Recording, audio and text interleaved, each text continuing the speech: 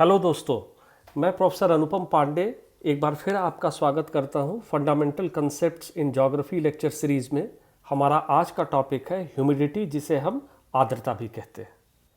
सबसे पहले हमारे आज के लर्निंग आउटकम्स या लेक्चर का ऑब्जेक्टिव क्या है। एज यूजुअल हम सबसे पहले देखेंगे कि ह्यूमिडिटी आर्द्रता ये होती क्या है और इसके प्रकार क्या हैं, इसके टाइप्स क्या है। दूसरी चीज़ हम समझेंगे आज के लेक्चर में कि टेम्परेचर, तापमान का आर्द्रता के साथ, ह्यूमिडिटी के साथ क्या अंतर संबंध है और कैसे ये during the day, season, latitude और एल्टीट्यूड, मतलब दिन में आर्द्रता कैसे समय के साथ चेंज होती है, मौसम के साथ कैसे चेंज होती है, किसी भी एक समय पर, एक दिन या एक समय पर अलग अलग अक्षांशों पर आर्द्रता की क्या स्थिति होती है, और किसी भी एक जगह पर अगर हम ऊंचाई पर जाए, हाइट पर जाए, तो आर्द्रता का उस पर क्या प्रभाव पड़ता है या आर्द्रता कैसे प्रभावित होती है। तो सबसे पहले humidity refers to the content of water vapour present in the air at any particular time and space. किसी भी समय विशेष पर, किसी स्थान पर वाटर वेपर, जलवाष्प की वहाँ कितनी मात्रा प्रेजेंट है, वाटर वेपर वहाँ पर कितना प्रेजेंट है, इसे हम ह्यूमिडिटी कहते हैं। यहाँ पर एक चीज़ ध्यान देने की है कि वाटर, जल ही एक ऐसी चीज़ है नेचर में जो सॉलिड, लिक्विड और गैसियस तीनों स्टेट ऑफ मैटर्स में पृथ्वी पर नेचुरली पाई जाती है। जब हम ह्यूमिडिटी की बात करते हैं, आर्द्रता की बात करते हैं, तो हम जो वाटर वेपर है, जो वाटर की गैसियस स्टेट है, हम उसकी बात कर रहे हैं। इसका महत्व क्या है? ये बेसिक कॉज होता है बिहाइंड कंडेंसेशन, जो संघनन की प्रक्रिया है, उसके लिए ये काफ़ी हद तक, या यूँ कह लें सबसे ज़्यादा यही जिम्मेदार है। इसी के क्रम में जो क्लाउड फॉर्मेशन है, बादलों का बनना, इसके बाद पॉसिबिलिटी ऑफ रेन, वर्षा की कहाँ पर क्या संभावना है, और इन सब के साथ जो ह्यूमिडिटी और उसका लेवल है, ये बड़े पैमाने पे हम कह सकते हैं जो ह्यूमन कंफर्ट है, जो हमारा आराम है, उसको प्रभावित करता है। जैसे गर्मी में ह्यूमिडिटी कम है, आर्द्रता कम है, तो हमारा कंफर्ट लेवल अलग ढंग का होता है। लेकिन वही अगर मानसून के महीने में आए, जिस समय वर्षा खूब हो रही है, आर्द्रता ज़्यादा होती है, तो ह्यूमन कंफर्ट थोड़ा सा कम हो जाता है। क्यों ये होता है और कैसे प्रभावित करता है, ये सारी चीज़ें हम लोग अब आगे लेक्चर में समझते हैं। ह्यूमिडिटी के प्राइमरली 3 टाइप्स होते हैं: एक्चुअल ह्यूमिडिटी, ह्यूमिडिटी कैपेसिटी और रिलेटिव ह्यूमिडिटी। आर्द्रता के प्रमुखता से 3 प्रकार होते हैं। एक्चुअल ह्यूमिडिटी, जिसे हम लोग वास्तविक आर्द्रता भी कह सकते हैं। इसके बाद ह्यूमिडिटी कैपेसिटी, जो एक क्षमता से जुड़ी हुई चीज़ है, इसे हम लोग निरपेक्ष आर्द्रता भी कहते हैं। और रिलेटिव ह्यूमिडिटी, जिसे हम लोग सापेक्षिक आर्द्रता भी कहते हैं। क्या होते हैं ये तीनों, जरा अब इसको समझते हैं इस फिगर से। मान लीजिए कि ये शीशे का एक बॉक्स है, ये हमने आपको समझाने के लिए यहाँ पर डाला हुआ है, और इसके अंदर हवा है। अगर इसके अंदर हवा होगी तो इसके अंदर अगर एयर है तो इसके अंदर वाटर वेपर भी होगा। अगर हवा है तो वाटर वेपर भी हवा के साथ होगा। अब मान लीजिए कि इस बॉक्स के अंदर 20 ग्राम पानी है, ठीक है, 20 ग्राम पानी है, और ये हवा अपने अंदर 40 ग्राम पानी होल्ड कर सकती है। देखिए, 2 चीज़ें हैं, कितना पानी है और कितना पानी हो सकता है। तो कितना पानी है, इसे हम लोग एक्चुअल ह्यूमिडिटी कहते हैं, वास्तविक आर्द्रता कहते हैं। और कितना पानी हो सकता है, जो ह्यूमिडिटी कैपेसिटी है या निरपेक्ष आर्द्रता है, उसे हम लोग ये 40 ग्राम, ये हो गई ह्यूमिडिटी कैपेसिटी। 20 ग्राम पानी है तो वो एक्चुअल ह्यूमिडिटी हो गई, और 40 ग्राम पानी हो सकता है तो वो ह्यूमिडिटी कैपेसिटी हो गई। अब इन्हीं दोनों का जो रेशियो और परसेंटेज है, मतलब 20/40 इंटू अगर हम 100 कर दें तो ये आता है 50%। ये जो 50% है, मतलब एक्चुअल ह्यूमिडिटी और ह्यूमिडिटी कैपेसिटी का जो परसेंटेज है, जो यहाँ पर 50% आ रहा है, इसी को हम लोग रिलेटिव ह्यूमिडिटी कहते हैं, सापेक्षिक आर्द्रता कहते हैं। अब देखते हैं कि रिलेटिव ह्यूमिडिटी का टेम्परेचर या तापमान के साथ क्या अंतर संबंध है। अभी हमने एक एग्जाम्पल देखा कि एक्चुअल ह्यूमिडिटी पिछले स्लाइड में 20 ग्राम थी, ह्यूमिडिटी कैपेसिटी 40 ग्राम थी, और रिलेटिव ह्यूमिडिटी 50% है। ये एक गिवन टेम्परेचर पर होता है। मान लीजिए कि ये 30 डिग्री सेंटीग्रेड पर था। अब इससे पहले कि हम लोग टेम्परेचर को इलाबरेट करें, उसको और डिटेल में समझें, एक उदाहरण देखते हैं नीचे। मान लीजिए कि हमने एक गिलास पानी रखा और हमने उसके अंदर 1 चम्मच चीनी डिज़ोल्व किया, घोला हमने, तो चीनी डिज़ोल्व हो गई। इसके बाद हमने सोचा कि 1 चम्मच चीनी और डिज़ोल्व करें, तो जब दूसरी बार करेंगे तो थोड़ा सा वो चीनी डिज़ोल्व होने में, घुलने में थोड़ा सा और वक्त लगेगा। इसके बाद हमने 1 चम्मच और डाला और हम देखते हैं कि वो चीनी घुल नहीं रही, नीचे जा कर के सेटल हो गई है, बैठ गई है। लेकिन हम चाहते हैं कि इस चीनी को हमें डिज़ोल्व करना है, इसे इस पानी में घुलना है। तो उसके लिए हमें क्या करना पड़ेगा, हमें उस पानी के टेम्परेचर को बढ़ाना पड़ेगा। अगर हम उस पानी के टेम्परेचर को बढ़ा दें तो उस पानी में और ज़्यादा चीनी डिज़ोल्व करने की क्षमता बढ़ जाएगी। मतलब ये कि अगर पानी को हम गर्म करते हैं तो उसके अंदर और ज़्यादा चीनी डिज़ोल्व करने की क्षमता बढ़ रही है।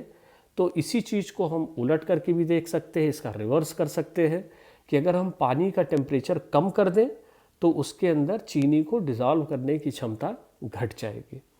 इसी तरह का फिनोमेना, इसी तरह का प्रिंसिपल एयर पर काम करता है।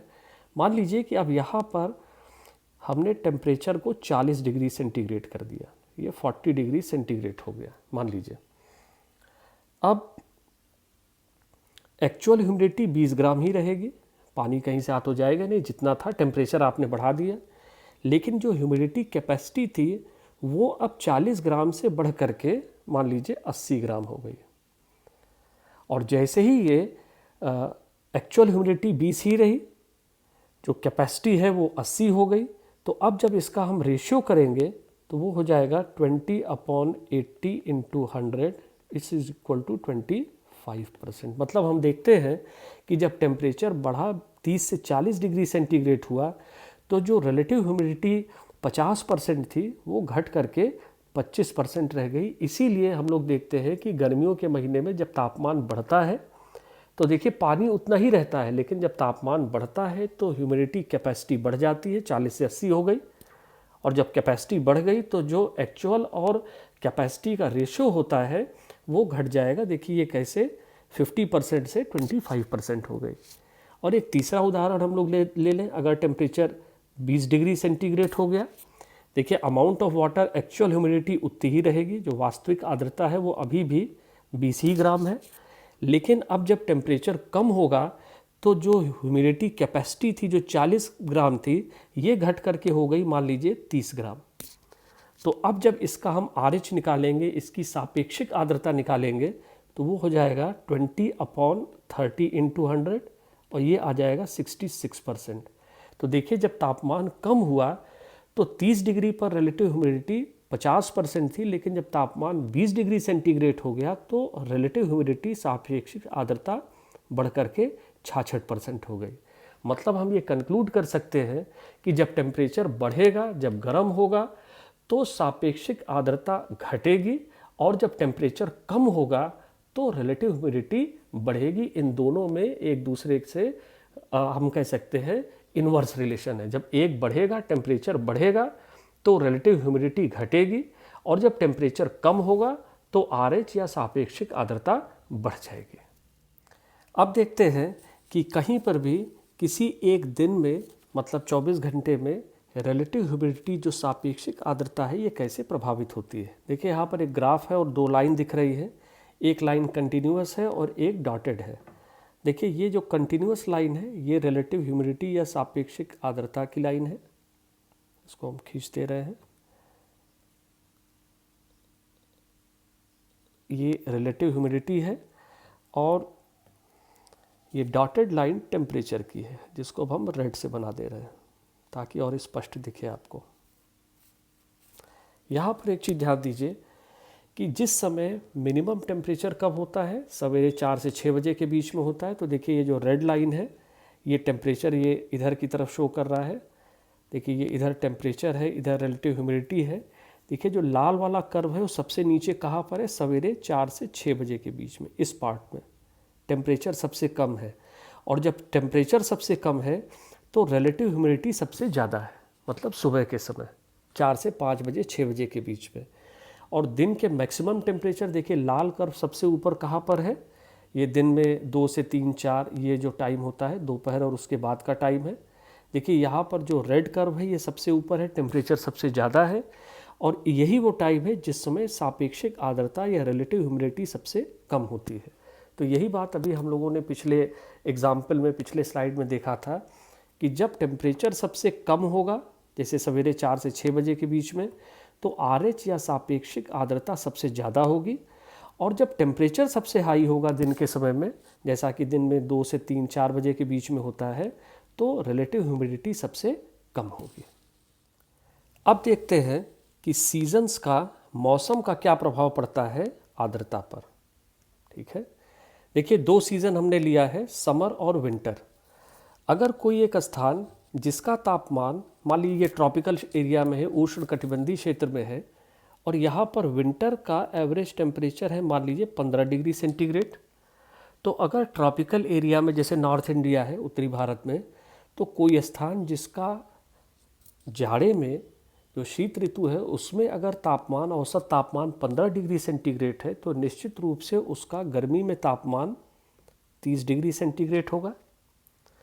तो जब तापमान 15 डिग्री था तो ह्यूमिडिटी कैपेसिटी इसकी मान लीजिए 50 ग्राम थी यहाँ पर हवा की। अब जब तापमान बढ़ा तो ह्यूमिडिटी कैपेसिटी भी, जो क्षमता है वो बढ़ेगी, तो वो क्षमता बढ़ करके कितनी हो गई, मान लीजिए 100 ग्राम हो गई। अब जो वास्तविक आर्द्रता थी, जो एक्चुअल ह्यूमिडिटी थी, मान हम ले लेते हैं कि वो दोनों जगह 25 ग्राम थी, दोनों सीज़न में वो 25 ग्राम थी मान लीजिए, समझने के लिए। तो अब इन दोनों का जो रेशियो होगा, तो यहाँ पर देखिए समर्स में क्या होगा, ये हो जाएगा 25/100, तो रिलेटिव ह्यूमिडिटी हो गई 25%। और जाड़े में अगर उतना ही मॉइस्चर है, उतना ही वाटर वेपर है, मान लीजिए जलवाष्प में है, तो ये 25 ये तो उतना ही रहा, लेकिन कैपेसिटी चूँकि ठंडा है तो कैपेसिटी कम है, तो कैपेसिटी कम कितनी थी, 50 ग्राम थी। और जब इसको हम लोग करेंगे इंटू 100 तो ये आ जाता है 50%। मतलब किसी भी स्थान पर जब जाड़े का समय होगा तो सापेक्षिक आर्द्रता जो रिलेटिव ह्यूमिडिटी है वो ज़्यादा होगी एज़ कम्पेयर टू उसी स्थान पर समर में, अगर वहाँ पर समर और विंटर दोनों के बीच का जो एवरेज टेम्परेचर है उसमें एक सब्सटेंशियल, एक बड़ा अंतर पाया जाता है। अब अगली महत्वपूर्ण बात कि अक्षांश से, लैटिट्यूड से जो रिलेटिव ह्यूमिडिटी है या आर्द्रता है ये कैसे प्रभावित होती है। देखिए जो अभी पिछली स्लाइड थी उसमें हमने देखा था कि समर और विंटर मतलब अलग अलग समय पर जो ह्यूमिडिटी थी वो कैसे प्रभावित हो रही थी। अब हम ये देख रहे हैं कि किसी एक ही समय पर हम कोई भी एक मान लीजिए महीना लेते, मान लीजिए हमने अप्रैल का महीना ले लिया, अप्रैल, और हम नॉर्दर्न हेमिस्फीयर में हैं, हम नॉर्दर्न हेमिस्फीयर में हैं, अप्रैल में है।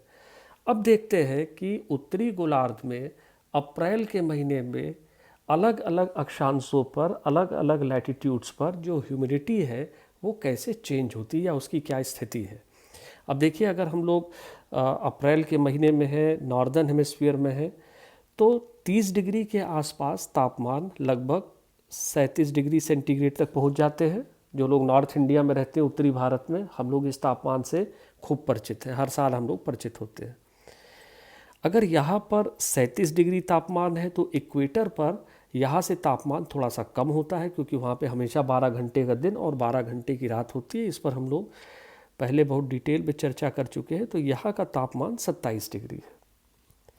इसके बाद 60 डिग्री पर, अगर 30 डिग्री पर तापमान 37 है, इक्वेटर पर 27 है, तो 60 डिग्री पर तापमान होगा वो 17 डिग्री सेंटीग्रेड होगा। और पोल पर हम समझने के लिए कह सकते हैं कि ये 60 डिग्री सेंटीग्रेड होगा। ये इस तरह से टेम्परेचर का हम कह सकते हैं डिस्ट्रीब्यूशन होगा अप्रैल के महीने में उत्तरी गोलार्ध में। अब जरा हम ह्यूमिडिटी कैपेसिटी देखें। देखिए जब तापमान ज़्यादा होगा तो ह्यूमिडिटी कैपेसिटी ज़्यादा होगी। तो सबसे पहले हम लेते हैं कि 30 डिग्री पर यहाँ जो ह्यूमिडिटी कैपेसिटी है वो मान लीजिए 100 ग्राम है, आपको समझाने के लिए। अगर यहाँ पर 100 ग्राम है 30 डिग्री टेम्परेचर पर, 37 डिग्री टेम्परेचर पर, तो 27 पर इससे थोड़ी सी कम होगी, क्योंकि टेम्परेचर कम है तो कैपेसिटी भी थोड़ी सी कम होगी।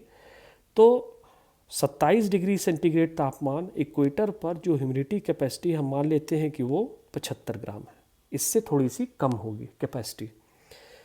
60 डिग्री पर तापमान और कम हो गया, 27 से भी कम है, 17 है, तो यहाँ पर जो कैपेसिटी होगी वो और कम होगी। तो कैपेसिटी कितनी है यहाँ पर मान लेते हैं हम लोग 50 ग्राम है। और पोल्स पर तापमान बहुत कम है, 60 डिग्री सेंटीग्रेड है, जितना कम होगा तो कैपेसिटी भी उतनी ही कम होगी। तो यहाँ पर मान लेते हैं कि जो कैपेसिटी है वो 25 ग्राम है। अब देखिए सीधे आप कोरिलेट करिए कि जहाँ सबसे ज़्यादा टेम्परेचर है 37 डिग्री है, वहाँ कैपेसिटी भी ज़्यादा है, और जहाँ पर टेम्परेचर सबसे कम है जैसे पोल्स पर 60 डिग्री है तो वहाँ पर कैपेसिटी भी सबसे कम हो गई। अभी तक की बात में हमने देखा था कि अलग अलग सीज़न में, जैसे गर्मी में, जाड़े में, और हम एक्चुअल ह्यूमिडिटी जो वास्तविक आर्द्रता थी उसकी वैल्यू हम सेम लेके चल रहे थे, एक ही लेकर के चल रहे थे। लेकिन अब बात हो रही है किसी एक समय पर, जैसे अप्रैल के महीने में अलग अलग अक्षांशों पर एक्चुअल ह्यूमिडिटी कितनी है, और ये एक नहीं हो सकती। कैसे? देखिए इक्वेटर पर हम मान के चलते हैं कि मान लीजिए ये 50 ग्राम वाटर ये एक्चुअल ह्यूमिडिटी है। अगर इक्वेटर पर 50 ग्राम है, अप्रैल का महीना है, तो 30 डिग्री पर जब हम आएंगे, ट्रॉपिकल एरिया है, टेम्परेचर भी ज़्यादा है, तो यहाँ पर जो एक्चुअल ह्यूमिडिटी होगी वो 25 ग्राम हो गई। अगर इक्वेटर पर 50 है तो निश्चित रूप से 30 डिग्री पर ये 25 ग्राम हो जाएगी। इसके बाद 60 डिग्री पर गए तो अगर 30 डिग्री पर ये 25 ग्राम है तो निश्चित रूप से जब हम 60 डिग्री नॉर्थ पर जाएंगे, जो लो प्रेशर की बेल्ट है, तो यहाँ पर इससे थोड़ी सी ज़्यादा होगी। तो ये हम मान लेते हैं यहाँ पर ये 30 ग्राम है, और पोल्स पर हवाएं हमेशा ड्राई होती हैं तो यहाँ पर ये सिर्फ 5 ग्राम है एक्चुअल ह्यूमिडिटी। अब देखते हैं कि इनका कॉम्बिनेशन रिलेटिव ह्यूमिडिटी पर ये क्या प्रभाव पड़ता है, या कितनी RH है, सापेक्षिक आर्द्रता कितनी है। देखिए इक्वेटर पर ये 50/75 इंटू 100 करेंगे तो ये लगभग 66% आएगी। इसके बाद 30 डिग्री नॉर्थ पर देखिए तो एक्चुअल 25 ग्राम है, कैपेसिटी 100 ग्राम है। क्यों? क्योंकि टेम्परेचर ज़्यादा है, इंटू 100 करेंगे तो ये 25% आएगी। इसके बाद 60 डिग्री पर एक्चुअल ह्यूमिडिटी 30 ग्राम है और कैपेसिटी 50 है। अगर हम इसको सॉल्व करेंगे तो ये आ जाता है लगभग 60%। और पोल्स पर ये 5 है और 5 ग्राम पानी है और 25 ग्राम हो सकता है। इतनी कम कैपेसिटी क्यों है? क्योंकि टेम्परेचर कम है। इनटू जब हम इसका परसेंटेज निकालेंगे तो ये आ जाता है 20%। अब यहाँ पर एक चीज़ ध्यान दीजिए कि इक्वेटर पर और 60 डिग्रीज पर दोनों पर जो ह्यूमिडिटी है वो 60% के ऊपर है, मतलब हम कह सकते हैं कि ज़्यादा की तरफ है। लेकिन इन दोनों का कारण अलग अलग है। कैसे? इक्वेटर पर ये ज़्यादा है क्योंकि एक्चुअल ह्यूमिडिटी ज़्यादा है, और 60 डिग्री पर ये ज़्यादा है क्योंकि ह्यूमिडिटी की कैपेसिटी कम है। इस वजह से देखिए दोनों के कारण अलग हो गए। इसी तरीके से अगर हम लोग 30 डिग्री और पोल्स को देखें, देखिए जो 30 डिग्री का अप्रैल के महीने में 30 डिग्री का लैटीट्यूड है, अक्षांश है, वो भी ड्राई होता है और पोल्स हमेशा ड्राई होते हैं। अब इन दोनों का देखिए कारण क्या है कि 30 डिग्री पर जो रिलेटिव ह्यूमिडिटी है वो 25% है। क्यों इतनी कम है? क्योंकि टेम्परेचर के ज़्यादा होने की वजह से जो ह्यूमिडिटी कैपेसिटी है वो बहुत ज़्यादा है। लेकिन जो पोल्स है उसकी स्थिति क्या है? यहाँ पर टेम्परेचर कम है, टेम्परेचर के कम होने से ह्यूमिडिटी कैपेसिटी तो बहुत कम है, लेकिन जो एक्चुअल ह्यूमिडिटी है, जो हवा है, वो इटसेल्फ इतनी ड्राई है कि बहुत कम ह्यूमिडिटी कैपेसिटी होते हुए भी वहाँ की जो रिलेटिव ह्यूमिडिटी है वो काफ़ी कम है, क्योंकि हवा में मॉइस्चर वाटर वेपर है ही नहीं। और हवा में वाटर वेपर नहीं होने का यहाँ जो सबसे बड़ा कारण है, पहली चीज़ कि जो भी जलवाष्प होता है वो स्नोफॉल हो करके यहाँ पर स्नो के फॉर्म में ज़मीन पर पड़ गया।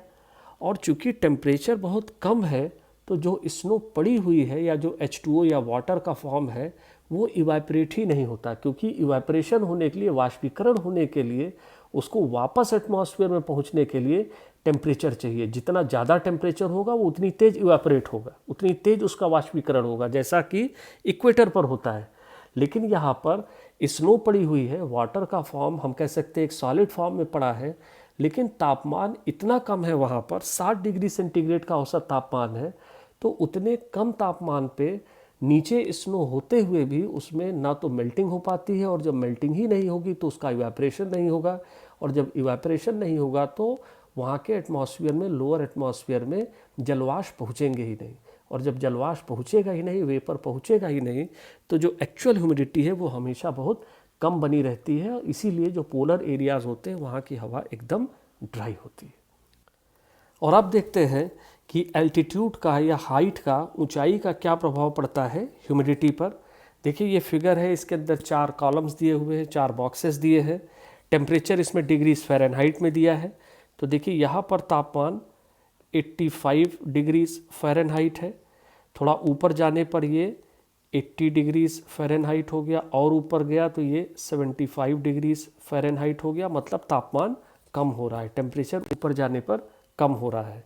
नीचे देखिए यहाँ पर जो रिलेटिव ह्यूमिडिटी है वो यहाँ पर ज़मीन पर, सरफेस पर लगभग 60% थी जब टेम्परेचर 85 डिग्रीज फ़ारेनहाइट था। अब ऊपर जाने पर जब टेम्परेचर कम हुआ, टेम्परेचर 85 से 80 हो गया, तो रिलेटिव ह्यूमिडिटी जो ग्राउंड पर 60 थी वो यहाँ पर 70% हो गई। और ऊपर जाने पर देखिए टेम्परेचर 75 डिग्रीज फ़ारेनहाइट हो गया, टेम्परेचर और कम हो गया, तो जो रिलेटिव ह्यूमिडिटी है वो 85% हो गई।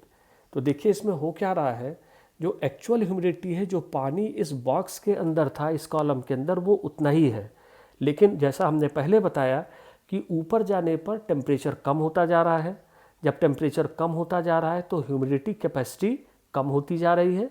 एक्चुअल ह्यूमिडिटी उतनी ही है, जो वास्तविक आर्द्रता थी वो उतनी है, लेकिन कैपेसिटी कम हो रही है। क्यों? क्योंकि टेम्परेचर कम हो रहा है।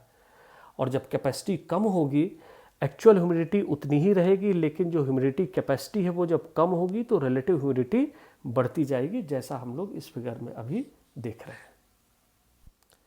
अब फाइनली बात ह्यूमन कंफर्ट की। ये समर्स की सीन है, और जो लोग हमारे नॉर्थ इंडिया में, यूपी में या प्रयागराज में या आसपास के क्षेत्र में रहते हैं, इस तरह की पिक्चर बड़ी कॉमन है। ये देख के ही बता सकते हैं कि समर का टाइम है और तेज़ धूप है और लू चल रही है।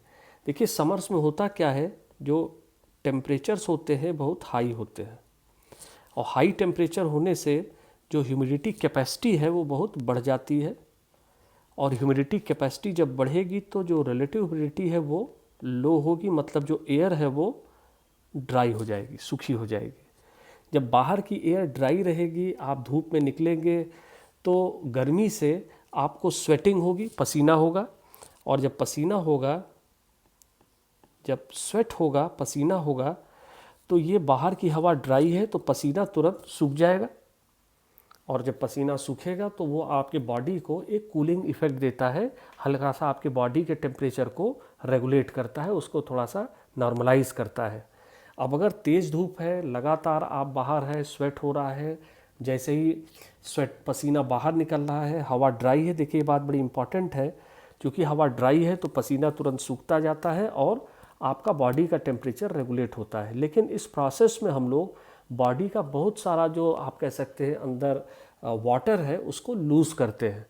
तो इसके लिए हम प्रिकॉशन क्या लेते हैं कि हम लोग अगर धूप में, लू में हमको तेज़ गर्मी में बाहर निकलना है, लू चल रही है, तो हम लोग खूब पानी पी के निकलते हैं। किस लिए? क्योंकि हमें पता है कि लगातार स्वेटिंग होगी, बाहर का मौसम ड्राई है तो ये पसीना सूखेगा। लेकिन अगर बॉडी में पर्याप्त मात्रा में पानी नहीं रहेगा तो जो बॉडी का पानी है वो बाहर तो निकलता जाएगा, ड्राई होकर के बॉडी को कूल तो करेगा, लेकिन जो ओवरऑल है बॉडी में पानी की कमी हो सकती है, जिससे डिहाइड्रेशन हो सकता है, और उसकी एक एक्सट्रीम केस हो सकती है जिसमें सन स्ट्रोक भी हो सकता है। हम लोग कहते हैं कि इनको लू लग गई है, इनको धूप लग गई है, और जो इसका मैक्सिमम, जो चरम स्टेज हम लोग कह सकते हैं, वो ये है कि आदमी की सन स्ट्रोक से डेथ भी हो सकती है। इसीलिए इस समय में हम लोग अगर लू में किसी को निकलना हो तो प्रिकॉशन ये लेते हैं कि खूब पानी पी करके निकलिए, क्योंकि बाहर की हवा ड्राई है। गर्मियों के बाद अब बात मानसून के महीने की, बरसात के महीने की। जिस समय टेम्परेचर्स थोड़ा सा जो टेम्परेचर है वो कंपैरेटिवली लो हो जाता है, और चूँकि बरसात हो रही है, रेनफॉल हो रही है, तो इसकी वजह से जो एक्चुअल ह्यूमिडिटी है वो हाई हो जाती है। अब देखिए एक्चुअल ह्यूमिडिटी बढ़ गई, पानी का कंटेंट बढ़ गया, पानी की कैपेसिटी, जो ह्यूमिडिटी की कैपेसिटी थी वो लो हो गई, तो इसका रिजल्ट ये होता है कि जो रिलेटिव ह्यूमिडिटी है वो हाई हो गई। रिलेटिव ह्यूमिडिटी के हाई होने की वजह से ह्यूमन कंफर्ट पर कैसे प्रभाव पड़ता है। मान लीजिए कि हम बाहर जाकर के काम करते हैं, थोड़ा सा भी काम करेंगे, बॉडी का टेम्परेचर बढ़ेगा तो स्वेट होगा, पसीना होगा।